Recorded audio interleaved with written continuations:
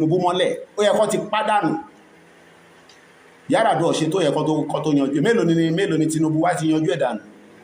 òun náà dẹ̀ dúró torí òun náà máa ṣe oríṣiríṣi ẹrù pé Jésù àtànábì ni Tinubu lò òun náà máa ní babaláwo tí wọ́n máa consult ojoojúmọ́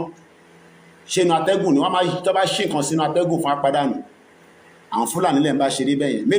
mélòó ni Tinubu wọ̀ pa Abíọ́lá ni gbogbo Abíọ́lá tẹ̀ ń pariwo Abíọ́lá MK wọ́n pàdánù sí Àbújá wọ́n pa orí ìjókòó lọ́pàá sí lẹ́yìn ìgbà tó mu tí ìtàn ẹ lọ gbọ́ report Condoleezza Rice former secretary of the United States idiot all over the place ẹ nílà káyì kọ̀ọ̀kan ìkan jókòó social media àwọn bàbá òfò kan wá ń jáde wọn sọ fún pé a máa restructure Nàìjíríà àwọn dẹ̀ ń ṣe fídíò wọn káàkiri wá ní ká má tètè jáde ká jẹ́ kẹ́ẹ̀mí ẹ̀ kó padà síbi tí ó yẹ kó wà tábà ti gba country ká mọ̀ báyìí ti gba country bọ̀ kí ẹ̀kọ́ ṣẹ̀ máa sọ fún wa pé ìjẹ́ Tinubu máa gbé wa padà sí former glory òṣìwò which former glory lẹ́ ń sọ̀rọ̀ ẹ̀